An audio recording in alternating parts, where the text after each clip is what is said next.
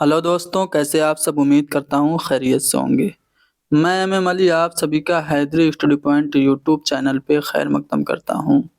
20 दिसंबर सन 2022 को राजस्थान में school lecturer का उर्दू का इम्तिहान हुआ था। उसमें आए हुए सवालों को आज की अपनी इस क्लास में हम हल करेंगे। सभी सवालों से मुतल्लिक कुछ अहम जानकारियां भी आपको दी जाएंगी, जो कि आपके इम्तिहान में बहुत ही ज़्यादा मुफीद होने वाली हैं। चलिए शुरू करते हैं। देखिए, पहला जो सवाल है वो अहमद जमाल पाशा से मुतल्लिक है कि अहमद जमाल पाशा ज़माने तालिब इल्मी में किस रिसाले के मुदीर हुए। तो ये जब अलीगढ़ से बीए कर रहे थे तो 1957 ईस्वी में इन्होंने सर सैयद हाल मैगजीन स्कॉलर का पैरोडी नंबर निकाला था, यानी कि स्कॉलर की इन्होंने इदारत की थी। याद रहे, इन्होंने स्कॉलर के अलावा लखनऊ से अवध पंच का इजरा भी किया। साथ ही साथ इन्होंने कौमी आवाज़ के शोबे इदारत में भी काम किया। अब अहमद जमाल पाशा के बारे में कुछ और मज़ीद जानकारियां मैं आपको दूं, गौर से सुनिएगा।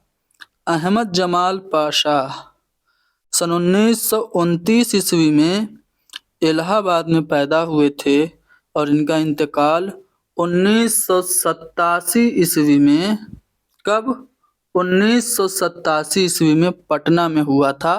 हालांकि इनकी तदफीन सीवान में हुई। इनकी जो तसानीफ हैं वो कौन कौन सी हैं, तो अंदेशा शहर, सितम ईजाद, लज्जत आज़ार, चश्मे हैरां, पत्तियों पर छिड़काव, ज़राफ़त और तनकीद, उर्दू के 4 मज़ाहिया शायर, फ़न लतीफ़ा गोई, मुल्ला नसीरुद्दीन के लतीफ़े, मजाज के लतीफ़े, शौकत थानवी की मज़ाहिया सहाफ़त, दुनिया की लोक कहानियाँ, हिजवियात मीर और गालिब से माजरत के साथ, ये सब अहमद जमाल पाशा की अहम तसानीफ हैं। अहमद जमाल पाशा का जो ख़ास मैदान था वो तंज़ो ज़राफ़त था। ठीक है, कपूर का फ़न, इनका जो इंशाइया है बहुत ही ज़्यादा मज़ेदार है और अहम है। इसके अलावा शामत आमाल भी इनका इंशाइया पढ़ने के काबिल है। चलिए आगे बढ़ते हैं। कलीमुद्दीन अहमद की तसनीफ़ इनमें से कौन सी है। क्या तनकीदी दबिस्तान है? जी नहीं, तनकीदी दबिस्तान डॉक्टर सलीम अख्तर की है। उर्दू नस्र का तनकीदी मुतालिया, ये किताब सुम्बुल निगार की है। उर्दू तनकीद का इर्तिका, ये किताब इबादत बरेलवी की है। अब बची उर्दू तनकीद पर एक नज़र। तो जी हाँ, उर्दू तनकीद पर एक नज़र कलीमुद्दीन अहमद की तसनीफ़ है। पटना में 1908 ईस्वी में ये पैदा हुए। इनका इंतकाल 1983 ईस्वी में हुआ था। इनके वालिद के मजमूए कलाम का नाम गुले नगमा है, जिसकी इन्होंने तरतीब दी थी और अपने मुकदमे के साथ शाये किया था। याद रखिएगा, गुले नगमा फिराक गोरखपुरी का मजमूए कलाम भी है, जिस पे उनको ज्ञानपीठ अवार्ड मिला था। ठीक है, अगर हम कलीमुद्दीन अहमद की दीगर तसानीफ की बात करें तो इनकी जो खुदनविश्त है वो अपनी तलाश में है 1975 में शाये हुई थी। इन्होंने उर्दू तनकीद पर एक नज़र के अलावा जो अहम किताबें लिखी उनमें उर्दू शायरी पर एक नज़र, अमली तनकीद, सुखन हाय गुफ्तनी, इकबाल एक मुतालिया, अनीस एक शायर, कदीम मगरबी तनकीद, उर्दू ज़बान और फ़न दास्तान गोई, तनकीद की भूल भुलैया, अदबी तनकीद के उसूल, मेरी तनकीद एक बाज़दीद, تحلیل نفسی اور ادبی تنقید، تذکرہ شورش کو انہوں نے ترتیب دی، ساتھ ہی ساتھ تذکرہ عشقی اور دیوان جہاں کو بھی مرتب کیا کلیم الدین احمد نے۔ کلیم الدین احمد کے جو تنقیدی نظریات ہیں ان سے کافی سوال پوچھا جاتا ہے۔ ان کے بارے میں نور الحسن نقوی نے لکھا کہ کلیم الدین احمد نے تنقید کے میدان میں قدم رکھا تو اردو دنیا میں زلزلہ آ گیا۔ لکھتے ہیں نور الحسن نقوی کہ کلیم الدین کی تنقید ایک رخی ہے، وہ اپنے ادب کو انگریزی ادب کے ہم پلہ دیکھنا چاہتے ہیں۔ اب ہم کلیم الدین احمد کے جو نظریات ہیں جو کہ اکثر پوچھ لیے جاتے ہیں وہ بتا رہے ہیں۔ دیکھیے، کلیم الدین احمد نے تذکروں کو تنقید ماننے سے انکار کر دیا۔ ان کے مطابق ادب دو چیزوں کے اتحاد کا نام ہے، انسانی تجربات اور حسن صورت۔ انہوں نے تنقید کے بارے میں یہ کہا کہ تنقید کوئی کھیل نہیں ہے جسے ہر شخص بآسانی کھیل سکے، یہ ایک فن ہے، ایک صناعی ہے۔ آگے یہ اپنی کتاب اردو تنقید پر ایک نظر میں لکھتے ہیں کہ اگر آپ کاشتکاری کے اصول سے واقف نہیں تو آپ کسان نہیں ہو سکتے، اسی طرح اگر آپ اصول تنقید سے واقف نہیں تو نقاد نہیں ہو سکتے۔ کلیم الدین احمد نے اردو تنقید کے وجود کو محض فرضی عقیدت کا نقطۂ خیال اور معشوق کی موہوم کمر سے تعبیر کیا ہے۔ کلیم الدین احمد کہتے ہیں کہ اصل دشواری یہ ہے کہ اردو میں تنقید سے مراد تعریف ہے، تقریض ہے، کبھی کبھی نری تنقید اور بیجا نکتہ چینی ہے۔ کلیم الدین احمد نے مثنوی کو بے لطف قصہ بتایا، حالانکہ حالی نے مثنوی کو سب سے کارآمد صنف سخن کہا، لیکن کلیم الدین احمد مثنوی کو بے لطف قصہ کہتے ہیں، مرثیہ کو غیر حقیقی ماحول کا ترجمان کہتے ہیں، قصیدہ کو لفاظی اور غزل کو نیم وحشی صنف سخن قرار دیتے ہیں۔ کوشچن پوچھا جاتا ہے کہ غزل کو نیم وحشی صنف سخن کس نے کہا؟ کلیم الدین احمد نے کہا۔ ان کا ایک اسٹیٹمنٹ کافی بار پوچھا جا چکا ہے کہ تنقید کا حال مشاعروں جیسا ہے، یہ کس کا قول ہے؟ کلیم الدین احمد کا ہی قول ہے۔ تو کلیم الدین احمد کے بارے میں سبھی اہم باتیں میں نے بتا دیں۔ چلیے اب آگے بڑھتے ہیں۔ خاکہ میر باقر علی داستان گو، یہ کس نے لکھا؟ تو دیکھیے، میر باقر علی داستان گو کا خاکہ لکھا تھا شاہد احمد دہلوی نے۔ اب بات خاکہ کی آ گئی ہے تو انگریزی میں اسے اسکیچ کہا جاتا ہے، ٹھیک ہے۔ اب اردو میں خاکہ نگاری کی بات کریں تو پہلا جو خاکہ نگار اردو کا مانا جاتا ہے وہ مرزا فرحت اللہ بیگ کو مانا جاتا ہے۔ انہوں نے ڈپٹی نذیر احمد کی کہانی کو جن کی کچھ میری زبانی کے نام سے خاکہ لکھا تھا، جو کہ اردو کا پہلا خاکہ تسلیم کیا جاتا ہے۔ خواجہ حسن نظامی نے خاکوں کا مجموعہ لکھا تھا کلمی چہرے۔ غالب کا حلیہ، انہوں نے غالب کا خاکہ لکھا تھا، کنہوں نے؟ خواجہ حسن نظامی نے۔ دیکھیے، مرزا فرحت اللہ بیگ نے ڈپٹی نذیر احمد کی کہانی کچھ ان کی کچھ میری زبانی کے علاوہ ایک اور خاکہ لکھا تھا وحید الدین سلیم کا، اور وہ اس کا نام کیا تھا؟ ایک وصیت کی تعمیل میں۔ عبدالرزاق کانپوری نے یاد ایام کے نام سے خاکے لکھے۔ مولوی عبدالحق کے خاکوں کا مجموعہ ہے چند ہم عصر، جن میں نام دیو مالی خاکہ بہت ہی زیادہ مشہور ہے۔ رشید احمد صدیقی کے خاکوں کا جو مجموعہ ہے وہ کون سا ہے؟ گنج ہے گرا مایہ ہے اور ہم نفسانے رفتہ ہے۔ اشرف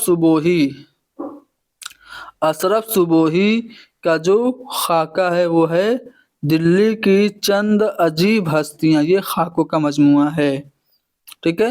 اور غیار کارواں بھی اشرف صبوحی کے خاکوں کا مجموعہ ہے۔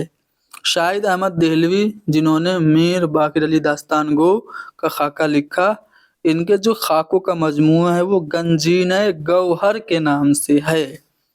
ठीक है।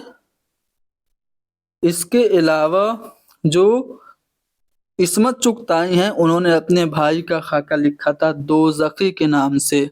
मंटू ने गंजे फरिश्ते के नाम से खाकों का मजमुआ लिखा और लाउड स्पीकर के नाम से खाकों का मजमुआ लिखा। शौकत थानवी के खाकों का मजमुए का नाम है शीश महल। ठीक है। बहुत सारे खाके हैं, कितनों को बताएं। चलिए आगे बढ़ते हैं अगले सवाल पे। मीर बाकिर अली ने 60 साल की उम्र में कौन से कॉलेज में दाखिला लिया? तो अगर आप शाहिद अहमद देहलवी ने जो खाका मीर बाकर अली का लिखा उसको पढ़ेंगे तो आपको पता चलेगा कि तिब्बिया कॉलेज दिल्ली में उन्होंने दाखिला लिया था 60 साल की उम्र में। चलिए मुशब्बहा बे का ताल्लुक किससे है? तो तशबीह से है। देखिए सनत तशबीह क्या होती है? जब हम किसी कॉमन क्वालिटी की बुनियाद पर यानी कि मुश्तरक वस्फ की बुनियाद पे एक चीज़ का दूसरी चीज़ से कंपैरिजन करते हैं, तुलना करते हैं, तशबीह देते हैं, तो वो सनत तशबीह हुआ करती है। जैसे नाजुकी उसके लब की क्या कहिए, पंखुड़ी एक गुलाब की सी है। तो इसमें इस शेर में सनत तशबीह है। अब उसके कुछ अरकान होते हैं, उन्हें रुकन में एक मुशब्बहा बे है। मुशब्बहा बे होता है जिससे तशबीह, जिस चीज़ से तशबीह दी जाए उसे मुशब्बहा बे कहते हैं। जैसे मैं कहूँ कि दुआ चाँद की तरह खूबसूरत है, तो यहाँ पे हम दुआ की तशबीह चाँद से दे रहे हैं, तो चाँद मुशब्बहा बे हो गया। और मुशब्बा क्या है? जिस चीज़ को तशबीह दिया जाए, यानी कि जो दुआ है वो मुशब्बहा है। ठीक है। मुशब्बहा जिस चीज़ की तशबीह दी जाए, मुशब्बहा बे जिससे तशबीह दी जाए, और मुशब्बहा और मुशब्बहा बे दोनों मिलकर तरफ़ैन तशबीह कहलाते हैं। और जो कॉमन क्वालिटी मुश्तरक जो वस्फ होता है, जैसे चाँद खूबसूरत दुआ खूबसूरत, तो दोनों की खूबसूरती की बुनियाद पे दोनों का कंपैरिजन हो रहा है, तो ये जो मुश्तरक वस्फ है इसको हम वजह तशबीह कहते हैं। ठीक है। हस्ती अपनी हुबाब की सी है, ये नुमाइश शराब की सी है। मीर के इस शेर में सनत तशबीह है। ठीक है। चलिए आगे बढ़ते हैं। Question number 6। इस्तिलाह में जानबूझकर अनजान बनने को हम क्या कहते हैं? तजाहुल आरिफाना कहते हैं। जब हम जानबूझ के अनजान बने, जैसे गालिब का एक शेर है कि मौत का एक दिन मुअय्यन है, नींद क्यों रात भर नहीं आती। इस शेर में गालिब को नींद न आने की वजह पता है, लेकिन फिर भी वो पूछ रहे हैं नींद क्यों रात भर नहीं आती। तो इसमें तजाहुल आरिफाना है। सुनते हैं महबूब तेरी कमर है, कहाँ है, किस तरफ है, किधर है। ये शेर है, इसमें भी तजाहुल आरिफाना है। लुत्फ उसके बदन का क्या कहूँ मीर, क्या जान ये जान है कि तन है। इस शेर में भी तजाहुल आरिफाना है। जब जानबूझ के शायर अनजान बने तो तजाहुल आरिफाना होता है। इस्तिलाह में गज़ल के पहले शेर को हम क्या कहते हैं? मतला कहते हैं। गज़ल का जो पहला शेर होता है, हम काफिया और हम रदीफ होता है, वो होता है मतला। और अगर गज़ल का दूसरा शेर भी हम काफिया और हम रदीफ हो जाए तो उसे हम हुस्न मतला कहते हैं। ठीक है। हुस्न मतला का ही दूसरा नाम ज़ेब मतला है। और मक्ता क्या होता है? مقطع جس میں شاعر اپنا قلمی نام استعمال کرتا ہے، اور غزل کی جو ردیف اور قافیہ ہوتی ہے اس کو ضمین کہتے ہیں۔ غزل کی خصوصیت یہ ہے کہ اس میں ایجاز و اختصار ہوتا ہے، ٹھیک ہے، ہر شعر ایک اکائی ہوتا ہے، اس میں خیالات کا تسلسل نہیں ہوتا ہے۔ جدید غزل کے عناصر اربع، چار لوگ جو جدید غزل کے عنصر کہے جاتے ہیں وہ کون ہیں؟ اصغر، جگر، فانی اور حسرت ہیں۔ اردو کا پہلا صاحب دیوان شاعر غزل گو قلی قطب شاہ ہیں۔ اچھا، مسعود حسین رضوی نے فائز کو، صدر الدین محمد خان فائز کو شمالی ہند کا پہلا صاحب دیوان شاعر مانا ہے، یاد رکھیے گا، ٹھیک ہے۔ اچھا، ایک کوشچن آپ کا RPSC اسسٹنٹ پروفیسر میں پوچھا گیا تھا کہ دلی میں اردو غزل کے ابتدائی دور کے جو شعراء تھے وہ کون تھے؟ تو آپشن میں آبرو تھا، آرزو تھا۔ تو آبرو، آرزو، ناجی، یکرنگ، حاتم، مرزا مظہر جانے جانا، مضمون اور فائز دہلوی، یہ سب ابتدائی دور کے شاعر تھے، ٹھیک ہے۔ 1700 عیسوی میں جب ولی دکنی کا دیوان دلی آیا تھا تو دلی کے شاعروں نے ریختہ یعنی کہ اردو میں اشعار کہنا شروع کیا تھا باقاعدہ طور سے، ٹھیک ہے۔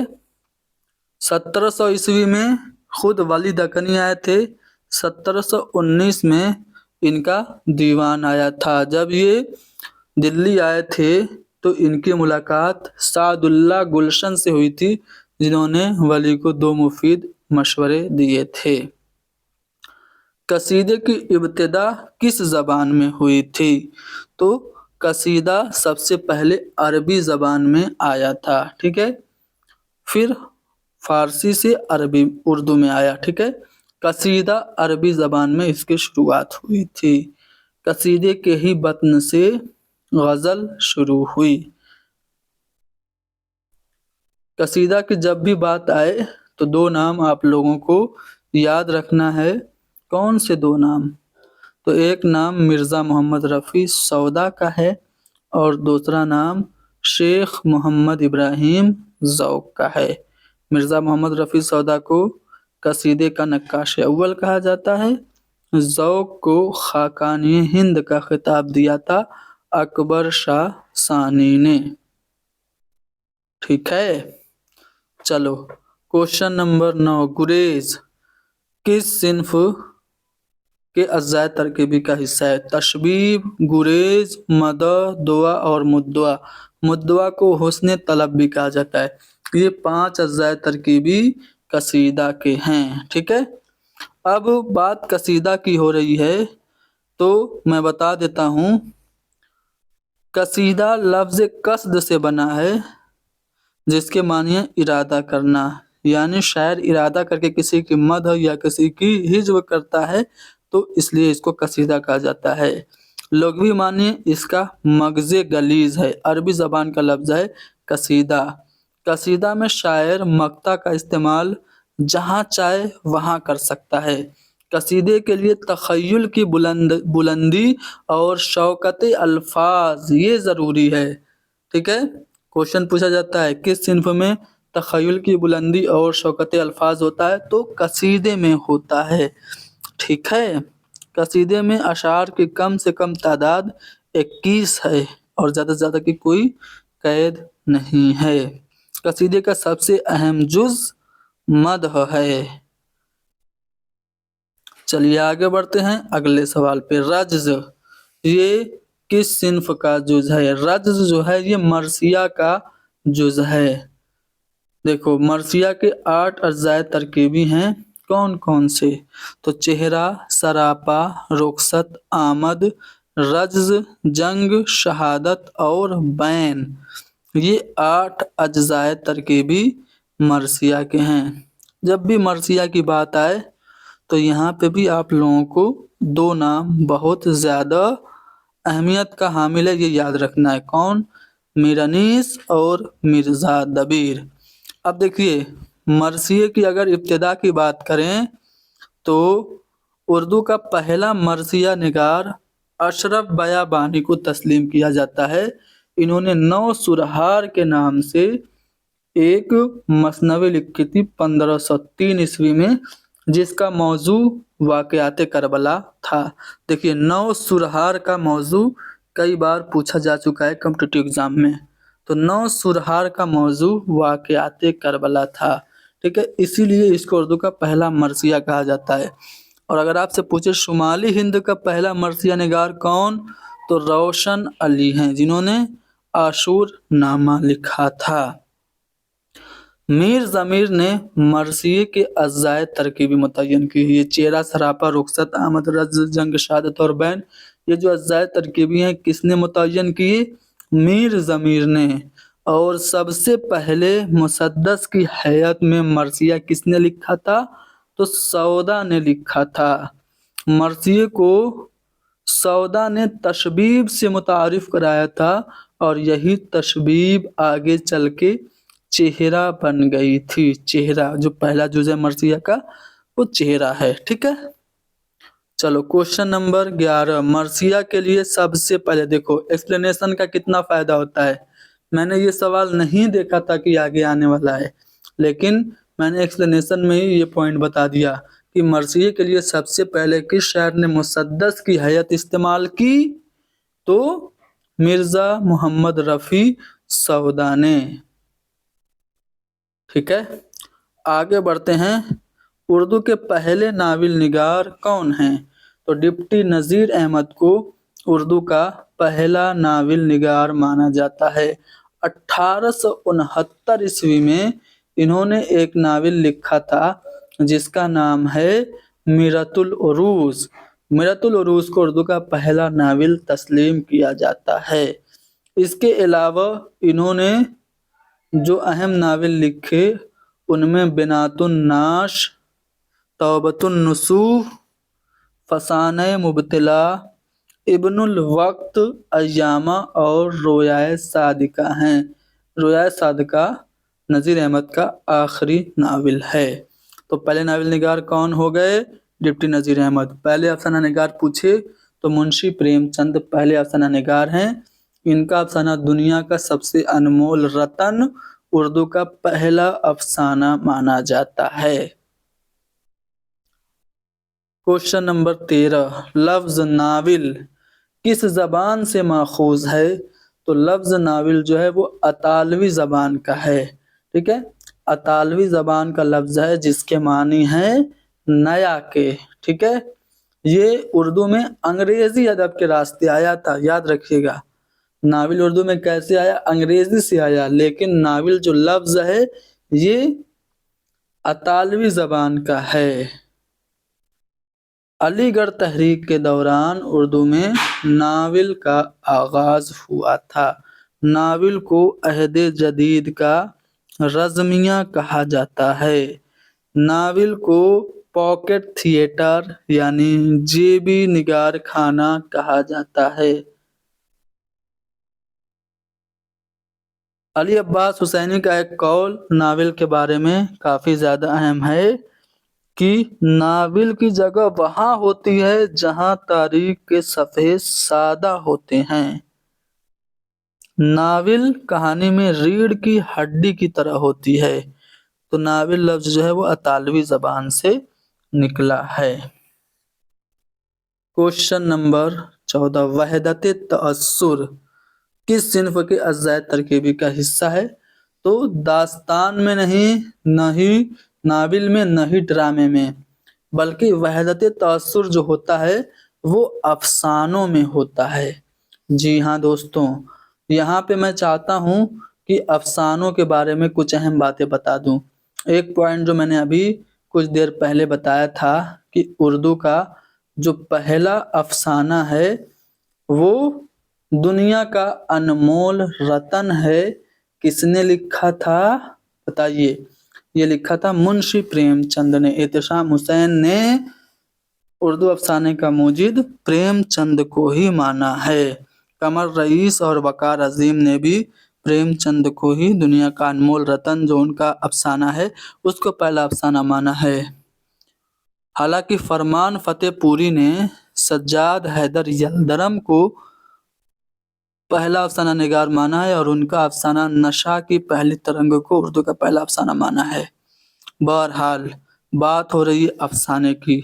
अफसाने की एक तारीफ अक्सर पूछी जाती है कि अफसाना एक ऐसी बयानिया नसरी सिन्फ है जो इतनी मुख्तसर हो कि एक ही नशिस्त में पढ़ी जा सके। ये किसका कौल है? तो एडगर एलन पो का है। ठीक है, एडगर एलन पो का ये कौल है कि अफसाना इतना मुख्तसर हो कि आधे घंटे में या एक नशिस्त में पढ़ा जा सके। तो ये पॉइंट भी आप लोगों को याद रखना है। अफसाने में वहदत तअस्सुर होता है। आगे बढ़ते हैं अगले सवाल पे। Question number 15। यहाँ पे एक इक्तबास है, इसको हमें पढ़ के बताना है कहाँ से लिया गया है। तो क्या हम उस जबान को काट कर फेंक दें जो राहत में इज़हार शुक्र और मुसीबत में तालिबे रहम के लिए अपने खालिक व मालिक का नाम लेती है। तो ये जो इक्तबास है वो आगा हश्र कश्मीरी के ड्रामा यहूदी की लड़की से माखूज है। आगा हश्र कश्मीरी को उर्दू ड्रामा का शेक्सपियर कहा जाता है। बनारस में 1879 में ये पैदा हुए थे और इनका इंतकाल लाहौर में 1935 में हुआ था। इनका जो पहला ड्रामा है वो आफताबे मोहब्बत है।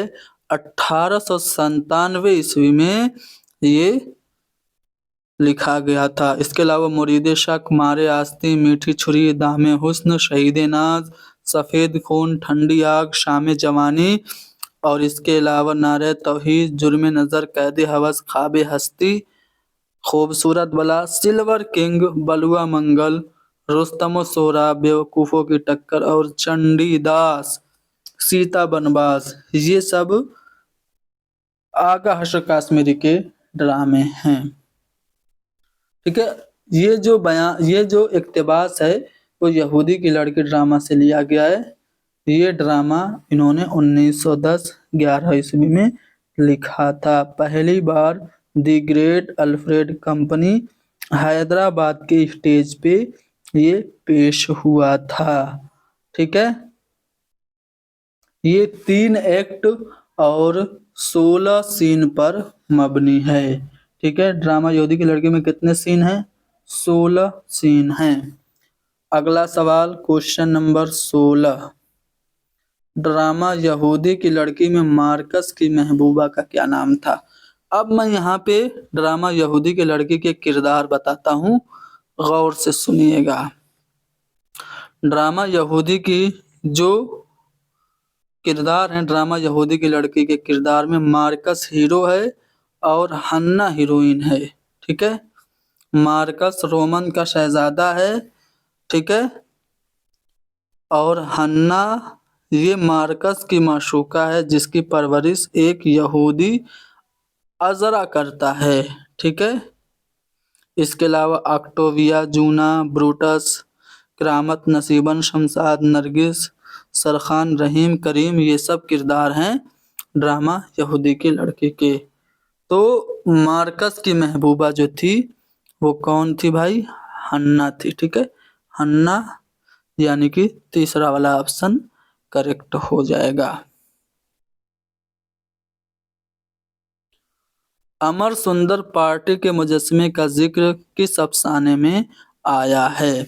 तो यहाँ पे अगर आप देखेंगे तो क्वेश्चन नंबर 17 का जो पहला वाला ऑप्शन है फोटोग्राफर, यहाँ पे फोटोग्राफर सही होगा। फोटोग्राफर ये कुरतुलैन हैदर का अफसाना है। इसमें अमर सुंदरी पार्टी के मुजस्समे का जिक्र होता है। अब देखिए मैं आप लोगों को थोड़ा सा बता देता हूँ कुरतुलैन हैदर के बारे में। देखो, कुरतुलैन हैदर ये नावल और अफसाना लिखने के लिए जानी जाती हैं। इनके जो नावल हैं उनमें मेरे भी सनम खाने, सफीने गमे दिल, आग का दरिया, आखिर शब के हम सफर कारे जहां दराज है, रंगी से गर्दिश रंगे चमन और चांदनी बेगम, ये सब इनके नावल हैं। आखिर शब के हम सफर के लिए इनको ज्ञानपीठ अवार्ड भी मिला है। अफसानवी मजमूओं की बात करें तो सितारों से आगे, शीशे के घर, पतझड़ की आवाज, रोशनी की रफ्तार, जुगनू की दुनिया और कंदील चीन, ये सब इनके अफसानवी मजमूए हैं। इन्होंने रिपोर्टाज भी लिखे। इनके रिपोर्टाज का जो मजमुआ है उसका नाम कोहे दमावंद है और दूसरा रिपोर्टाज का मजमुआ सितंबर का चांद है। क्वेश्चन नंबर 18, अफसाना फोटोग्राफर में जिंदगी की किस हकीकत को बयान किया गया है? तो दुनिया मेहमान खाना है, इस हकीकत को बयान किया गया है। अब देखिए यहाँ पे आप लोगों ने जो कुरतुलैन हैदर के अफसानवी मजमूए तो जान लिए। अब मैं चाहता हूँ कि इनके कुछ अफसाने जो कि अहम है बता दूँ। फोटोग्राफर के अलावा इनका अफसाना नज़ारे दरमिया है, नज़ारा दरमिया है, हसब नसब, सेक्रेटरी, आवारा गर्द, ये गाजी, ये तेरे पुरअसरार बंदे, फ़कीरों की पहाड़ी, लकड़ बग्गे की हंसी, रोशनी की रफ्तार, ये सब इनके अहम अफसाने हैं। अफसाना फोटोग्राफर में ज़िंदगी की किस हकीकत को बयान किया गया? तो जो दुनिया है वो मेहमान खाना है।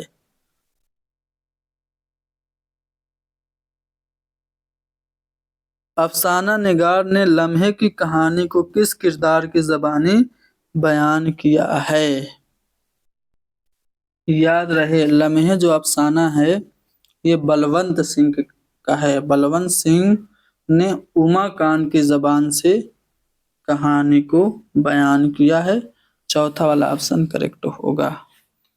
चलो क्वेश्चन नंबर 20, क्वेश्चन राम रची कौन था? राम रची ये डॉक्टर था। आप लोगों को बताना है कि राम रची जो किरदार है वो किस अफसाने का है। ठीक है, आप लोगों को कमेंट में बताना है। आज के लिए इतना ही बस, मज़ीद सवालात अगली क्लास में हल किए जाएंगे।